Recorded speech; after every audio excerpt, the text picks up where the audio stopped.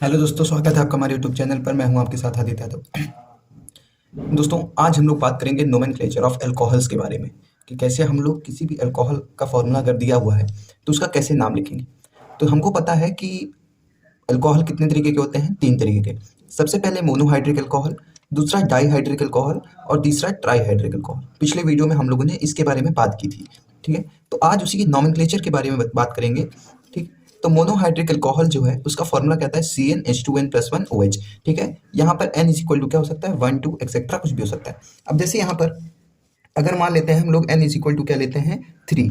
ठीक, तो n is equal to अगर 3 ले लेंगे तो इसका फॉर्मूला क्या हो जाएगा। देखिए, C की जगह क्या रखिए, C3 H2n+1, n की जगह 3, 2 3 6 +1 H7OH। तो ये क्या हो जाएगा हमारा, इस तरीके से हम लोग किसी भी अल्कोहल का फॉर्मूला बना सकते हैं। तो ये क्या है, हमारा जनरल फॉर्मूला है। ठीक है, जहां पर n इज इक्वल टू क्या हो सकता है, 1 2 एक्सेट्रा कुछ भी हो सकता है। अब किसी भी अल्कोहल को, मोनोहाइड्रिक अल्कोहल को नोमेनक्लेचर करने के 3 सिस्टम हैं। कौन कौन से सिस्टम हैं? कॉमन सिस्टम, कार्बिनॉल सिस्टम और आईयूपीएसी सिस्टम। तीनों की हम लोग बात करते हैं। सबसे पहले कॉमन सिस्टम के बारे में देखिए। यहाँ पर कॉमन सिस्टम क्या है। कॉमन सिस्टम में हम लोग अल्कोहल्स को किस तरीके से लिखते हैं, एल्किल अल्कोहल। कैसे लिखते हैं, एल्किल अल्कोहल। ठीक, जैसे यहाँ पर देखिए लिखा है CH3OH, तो CH3, आपको अगर नोमेनक्लेचर सही में सीखना है तो कभी भी भूल जाइए कि आपके यहाँ पर H लिखा है। H को आप बिल्कुल ध्यान मत दीजिए। बस ध्यान किसको देना है आपको, कार्बन को और फंक्शनल ग्रुप को। H तो सिर्फ वैलेंसी पूरी करने के लिए होता है। अब जैसे यहाँ पर दिया है CH3OH, तो यहाँ पर एक कार्बन के लिए हम लोग क्या लिखते हैं, मेथिल, और OH लगा है इसलिए अल्कोहल। क्या बन गया, मेथिल अल्कोहल। समझ में आ गया।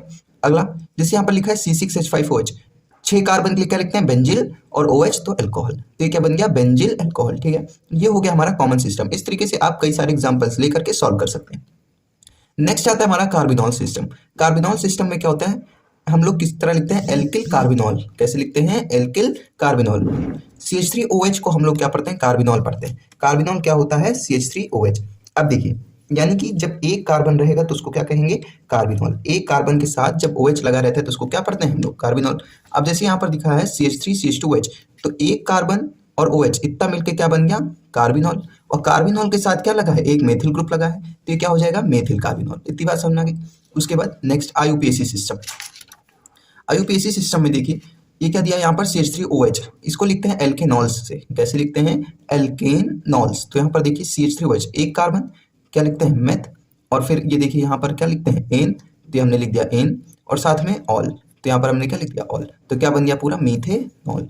वैसे यहाँ पर देखिए CH3CH2OH, 2 कार्बन के लिए एथ और OH तो एनॉल, तो क्या बन गया, इथेनॉल। यहाँ पर देखिए ये बेंजीन लगा है और ये OH, तो इसको यहाँ पर बेंजीनॉल ना पढ़ के क्या बोला जाता है, फिनॉल बोला जाता है। क्या बोला जाता है, फिनॉल। ये आपका नेक्स्ट चैप्टर भी है इसी में। नेक्स्ट हम लोग बात करेंगे डाईहाइड्रिक अल्कोहल्स की। डाईहाइड्रिक अल्कोहल्स का फॉर्मूला क्या होता है, CH2NOH का होल ट्वाइस। OH हमेशा क्या रहेंगे, 2 कार्बन, चाहे जितने हों, लेकिन OH हमेशा किस क्या रहेंगे, 2। इसीलिए इसका नाम क्या दिया हुआ है यहाँ पर, डाईहाइड्रिक अल्कोहल्स। ठीक है, अब जैसे यहाँ पर देखिए डाईहाइड्रिक अल्कोहल्स का टेस्ट क्या होता है, स्वीट टेस्ट होता है। कैसा टेस्ट होता है, स्वीट टेस्ट। इसीलिए इसको क्या पढ़ते हैं, ग्लाइकॉल्स पढ़ते हैं। क्या पढ़ते हैं, ग्लाइकॉल्स। ठीक है, ग्लाइकॉल्स के भी 2 सिस्टम है। सबसे पहला कॉमन सिस्टम और दूसरा आईयूपीएसी सिस्टम। कॉमन सिस्टम में देखिए इसको कैसे लिखते हैं, पॉलीमेथिलीन ग्लाइकॉल। क्या लिखते हैं, पॉलीमेथिलीन ग्लाइकॉल। ठीक, जैसे यहाँ पर लिखा है OH है ये, CH2CH2CH2CH2OH। ऐसे देखने में बहुत कठिन लग रहा है। देखिए पहले इसमें कितने मेथिलीन है, मेथिलीन मतलब एक कार्बन, तो एक कार्बन ये, एक कार्बन ये, एक कार्बन ये, एक कार्बन ये, 4 कार्बन है। 4 कार्बन के लिए हम लोग क्या यूज करते हैं, टेट्रा, तो इसलिए यहाँ पर हमने क्या यूज किया, टेट्रा। आगे फिर क्या लिखते हैं, मेथिलीन ग्लाइकॉल, तो पूरा सेम लिख दिया, मेथिलीन और ग्लाइकॉल। ये था हमारा कॉमन सिस्टम। आईयूपीएसी सिस्टम की बात करें तो इसको लिखते हैं एल्केन डायोल्स। क्या लिखते हैं, एल्केन डायोल्स। जैसे यहाँ पर लिखा है OH CH2CH2CH2OH, तो यहाँ पर देखिए एल्केन मतलब यहाँ पर कितने कार्बन है, 1 2 3, तो 3 कार्बन के लिए हम लोग क्या यूज करते हैं, प्रोपेन। अगर 2 कार्बन होता तो क्या यूज करते, इथेन। 1 कार्बन होता तो मीथेन, और 4 कार्बन होता तो ब्यूटेन। ये तो आपको पता ही होगा। तो ऐसे यहाँ पर क्या है, कितने कार्बन है, 3, तो 3 कार्बन के लिए क्या लिखते हैं, प्रोपेन। और उसके बाद देखिए यहाँ पर क्या लिखा है, डायोल्स, तो वही हमने सेम सेम लिख दिया, क्या, डायोल्स। ठीक है, उसके बाद ट्राईहाइड्रिक अल्कोहल्स। ट्राईहाइड्रिक अल्कोहल्स का कोई भी रूल नहीं होता है। बस इसका रूल ये होता है कि हम लोग क्या लिखते हैं, फॉर्मूला क्या होता है, CH2 का होल एन, OH का होल थ्राइस। हमेशा OH कितने रहेंगे, 3। ठीक, अब जैसे यहाँ पर लिखा है CH2 3 OH का होल थ्राइस, तो यहाँ पर देखिए कितने हैं, मीथेन। यहाँ पर ये मीथेन हो गया, और ट्रायोल्स। इतनी बात समझ में आ गई। तो यहाँ पर हमारे पास ये क्या था, नॉमेनक्लेचर ऑफ अल्कोहल्स। कमेंट करके बताइएगा कि नेक्स्ट किस टॉपिक पर आपको वीडियो चाहिए। तब तक ले जय हिंद।